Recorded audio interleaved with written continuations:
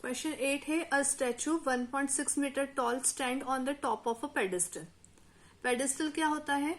आपने जगह जगह चौराहों पे स्क्वायर्स पे देखा होगा कि बीच में जो स्टैचू होता है उसको खड़ा करने के लिए नीचे एक चौड़ा सा ऐसा बेस बनाया जाता है ना, जिसके ऊपर स्टैचू होता है। तो वो जो बेस होता है उसी को पेडिस्टल बोला है। तो हम एक ऐसा स्क्वायर बना सकते हैं, ठीक है, ये स्क्वायर ऐसा, ये हमारा पेडिस्टल है। ठीक, इस पेडिस्टल के ऊपर स्टैचू है जो कि 1.6 मीटर टॉल है। इस तरह से ये स्टैचू है, ये हमारा 1.6 मीटर टॉल स्टैचू है। From the point on the ground the angle of elevation to the top of the statue is 60। ठीक है, ग्राउंड, अब ये पेडिस्टल है ना, तो ये ग्राउंड पे टच करेगा, तो बिल्कुल इसके लाइन में यहाँ पर एक पॉइंट है। इस पॉइंट का जो एंगल है स्टैचू के टॉप पे 60 डिग्री का है। तो यहां से यहां ये एंगल हो गया हमारा 60 डिग्री का। ठीक है, and from the same point the angle of elevation to the top of the pedestal is 45। ये पेडिस्टल है, इस पेडिस्टल का टॉप यहां होगा, तो यहां का जो एंगल है वो कितने का है? 45 डिग्री का। तो ये एंगल हो गया हमारा 45। इसको हम इस तरह से ज्वाइन कर देते ताकि समझने में आसानी हो। यहाँ पे बन रहा है 90 का एंगल। ठीक है, हमें फाइंड करना है हाइट ऑफ द पेडिस्टल। ये जो हाइट है इसे फाइंड करना है, तो इसे x करा, तो यहाँ पे बेस को हम y मान लेंगे, a b c, और इस पॉइंट को हमने नाम दे दिया d। चलिए अब सॉल्यूशन देख लेते हैं। आई थिंक इस सम तक आपके सारे कंसेप्ट क्लियर हो गए होंगे। ठीक है, तो आपको अब यहां से ज्यादा प्रॉब्लम तो बिल्कुल भी नहीं आएगी, क्योंकि जो हम सम कर चुके हैं उसी टाइप के सम है, उसी से मिलते जुलते सम अब आएंगे। ठीक है, ट्रायंगल की बात करें, मैंने इसके पहले भी बताया है, साइज पे ध्यान देंगे। साइज के अकॉर्डिंग डीबीसी जो है वो साइज में छोटा है, तो स्टार्टिंग वहां से करेंगे। तो in triangle DBC main focus. अब हम यहाँ पे ध्यान रखें, दोनों चीजें हमने लेट करी है, लेकिन निकालने को क्या बोला है क्वेश्चन में? x। तो मेरा मेन फोकस किस पे रहेगा? x पे, मतलब इसका जो वैल्यू आएगा वो न्यूमरेटर में। तो ये बन जाएगा db अपॉन में bc equals to perpendicular upon में बेस। परपेंडिकुलर अपॉन में बेस होता है 10, एंगल बन रहा है यहाँ पे 45 डिग्री का। db को हमने माना x, bc को हमने माना y, और 10 45 का वैल्यू होता है 1। सॉल्व करेंगे तो x इक्वल्स टू y। ठीक है, ये हो गया हमारा इक्वेशन 1। अब हम कर लेते हैं आगे का सम। अब बड़ा वाला ट्रायंगल ले लेते हैं। तो इन ट्रायंगल एबीसी में हम क्या देखेंगे? अगेन एबीसी निकालना, हमें यही चीज है ना, एक्स निकालने को कहा है, तो हम इसी के अकॉर्डिंग चलेंगे। तो परपेंडिकुलर अपॉन में बेस, मतलब बनेगा AB अपॉन में BC, जो कि है परपेंडिकुलर अपॉन में बेस, कॉम्बिनेशन है 10 का, और पूरे का एंगल है 60, बड़ा वाला एंगल है 60, तो ये बन जाएगा 10 60। ठीक है, अब AB की अगर बात करें, AB को हमने क्या लेट करा है? वापस ध्यान से कर देखिए, AB दो पार्ट में है, AD प्लस DB, तो वैसा ही लिख लेते हैं, AD प्लस DB अपॉन में BC इक्वल्स टू 10 60। AD की अगर बात करें, AD है 1.6 और DB है x, तो वैसे लिखेंगे, तो 1.6 प्लस x अपॉन में BC क्या है हमारे लिए? y, तो यहाँ पे y इक्वल्स टू 1030 होता है √3। अब इक्वेशन 1 से हमें क्लियर है x इक्वल्स टू y, तो हम क्या करेंगे? देखो, x इक्वल्स टू y है, तो हम दो चीजें कर सकते हैं, या तो x की जगह y पुट कर सकते हैं, या फिर y की जगह x पुट कर सकते हैं। डिपेंड करता है क्वेश्चन में आपको निकालने को क्या कहा है। निकालने को हमें कहा है पेडिस्टल की हाइट, जिसे हमने क्या लेट करा है? x। इसीलिए हमें सॉल्यूशन के बाद x का वैल्यू फाइंड करके बताना है।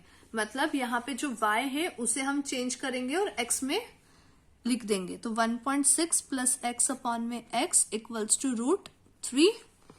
तो यहाँ पे 1.6 plus x equals to x √3 होगा। x का वैल्यू निकालना है, तो x वाले हम एक साइड कर लेंगे। तो 1.6 equals to x √3 minus x। अब ध्यान क्या दिया मैंने, ये वाला x √3 बड़ा होगा, ये नॉर्मल x है, इसमें कुछ भी नहीं है, लेकिन इस x के साथ √3 है, तो ऑब्वियस सी बात है ये बड़ा है, तो इसलिए हमने ये प्लस का x शिफ्ट करा, जिससे माइनस में ये चेंज हो गया। यहाँ पर x कॉमन निकल रहा है, √3 - 1 बच रहा है, तो 1.6 अपॉन में √3 - 1 इक्वल टू x। जैसे कि मैंने पहले भी आपको बताया है, डिनोमिनेटर में कभी भी हम रूट नहीं रखते हैं, तो रैशनलाइजेशन करेंगे। चलिए साइड में यहाँ देख लेते हैं। नंबर था लास्ट में हमारा 1.6, √3 - 1 रैशनलाइज करेंगे तो डिनोमिनेटर को ऊपर नीचे लिखेंगे, लेकिन यहाँ पर साइन चेंज हो जाएगा। ये बेसिक सा कंसेप्ट है जो आपने 9th में भी पढ़ा है। 9th का जो वीडियो है रैशनलाइजेशन पे, वो मैं बहुत जल्द बनाने वाली हूँ, उसमें आपको ये कंसेप्ट क्लियर हो जाएगा। कहीं पे प्रॉब्लम हो तो आप 9th का वो वीडियो चेक कर लीजिएगा।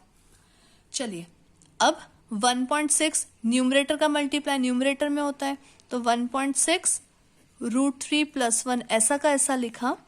जब मैंने नीचे वाले नंबर को ध्यान से देखा तो मुझे एक ये फॉर्मूला दिख रहा है। फॉर्मूला क्या? a - b a + b। देखिए दोनों में √3 है, दोनों में 1 है। डिफरेंस किसका है? यहाँ माइनस है और यहाँ प्लस है। ये फॉर्मूला बन गया a - b और a + b किसका होता है? a² - b² का। तो a के जगह √3 है और b के जगह 1 है, तो ये हो जाएगा 1.6 √3 + 1। √3 का स्क्वायर करेंगे 3, 1 का स्क्वायर करेंगे 1, तो 1.6 √3 + 1 अपॉन में 3 में से 1 माइनस करेंगे 2। इसको अगर डिवाइड करें, इमेजिन करें अभी कि डेसिमल नहीं है तो 16 होगा। 2 1 = 2, 2 8 = 16। अब एक्चुअली डेसिमल था, हम यहाँ पे डेसिमल पुट करेंगे 1 नंबर के बाद, क्योंकि यहाँ डेसिमल के बाद भी एक ही नंबर था, तो इसको काउंट करेंगे। यहाँ डेसिमल लगाएंगे 0, तो 0.8 ब्रैकेट में √3 + 1। ये आंसर है हमारा बुक के अकॉर्डिंग। ठीक है, आगे अगर आपको सॉल्व करना है तो क्वेश्चन नंबर 7 में, इसके पहले वाले वीडियो में मैंने बताया है कि किस तरह से आप वैल्यू पुट करके सॉल्व कर सकते हैं। तो उसी तरीके से दोनों तरीके, मतलब एक बुक का आंसर और एक √3 का वैल्यू पुट करके दोनों ही आंसर आपको लेकर आने हैं। ठीक है, जिससे आपके मार्क्स कहीं पे भी कट ना हो। चलिए नेक्स्ट हम देख लेते हैं।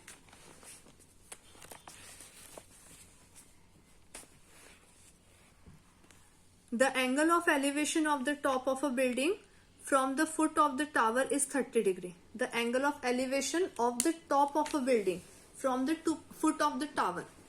इसके पहले भी मैंने एक क्वेश्चन में जहां पर टावर और बिल्डिंग की बात करी थी, तब मैंने कहा था आपको टावर की लाइन को बड़ी बनाना है, बिल्डिंग की लाइन को छोटी बनाना है। तो हमने यहाँ पे बिल्डिंग की लाइन को छोटा बनाया और टावर की लाइन को बड़ा बनाया। ठीक है, तो दोनों आमने सामने ऐसे लाइन बना ली। क्वेश्चन में बोला है the angle of elevation of the top of a building from the foot of the tower. Tower के फुट से बिल्डिंग के टॉप का एंगल, तो टावर के फुट से बिल्डिंग के टॉप का एंगल है ना, ये वाला एंगल। ये इस तरह से जब मैं लाइन ज्वाइन कर रही हूं, यहां पे ये बनेगा। ये एंगल कितने का बोला है उन्होंने? 30 डिग्री का, तो ये हमारे लिए हो गया 30 degree. And the angle of elevation to the top of the tower from the foot of the building. Tower के टॉप का एंगल बिल्डिंग के फुट से, मतलब ये। ठीक है, ये चीज दी हुई है हमें 60 डिग्री का। If the tower is 50 metre high, अगर टावर जो है वो 50 मीटर हाई है, find the height of the building, तो हमें बिल्डिंग की हाइट को फाइंड करना है। तो यहां हमने कर दिया x। ठीक है, ये सारी चीजें हमें दी हुई थी। अब अगेन बेस हमें गिवन नहीं है, तो हम बेस को क्या मान लेंगे? यहाँ पे y मान लेंगे, और इसके पैरेलल एक लाइन यहां से मैं ड्रॉ कर लेती हूँ। ठीक है, हालांकि इसका कुछ काम नहीं पड़ेगा फिर भी। चलिए अब हमें मेन निकालना क्या है? x निकालना है, तो पूरा का पूरा सम हम x पे फोकस करके करेंगे। a b c d, ये क्रॉस पॉइंट को हमने नाम दे दिया एक e। छोटा ट्रायंगल क्या दिख रहा है यहाँ पे? ABC दिख रहा है, तो हम ABC से स्टार्ट करेंगे। इन ट्रायंगल ABC फोकस किस पे रखना है? x पे, ये हमें फाइंड करना है। तो इसीलिए AB अपॉन में BC कॉम्बिनेशन परपेंडिकुलर अपॉन में बेस बन रहा है, जो कि किसका होता है? 10 का। और इस ट्रायंगल के लिए एंगल कितना होगा? 30 डिग्री। ठीक है, अच्छा, बहुत सारे स्टूडेंट को कंफ्यूजन होता है कि इसमें 30 पुट करे कि 60 पुट करे, एक के अंदर एक दिख रहे हैं। तो हम ABC ले रहे हैं, बी पे तो 90 डिग्री है, तो ऑब्वियसली यहाँ का एंगल इसके लिए नहीं होगा, इसलिए 30 इसका एंगल होगा। ठीक है, ये चीज आपको ध्यान रखना है। AB को हमने क्या माना, x, BC को y, tan 30 कितना होता है 1/√3, तो ये हो जाएगा x equals to y upon में √3, ठीक, या फिर x √3 इक्वल्स टू y। मैंने इसे क्यों चेंज करा उसका रीजन भी बताती हूँ। अगर मैं यहाँ पे रखती x इक्वल्स टू y √3, मतलब ये किसका वैल्यू होता, x का। अगर मैं इसे इक्वेशन 1 बोलती तो आगे जाके मुझे x का वैल्यू पुट करना पड़ता, ठीक है, लेकिन हमें x का आंसर लाना है, तो इसीलिए हमें x को तो पुट करना पड़ेगा, मतलब हमें y की जगह वैल्यू पुट करनी है। तो इसलिए ये जो वैल्यू मैंने करी है चेंज यहां से, इसे हम बोलेंगे इक्वेशन 1।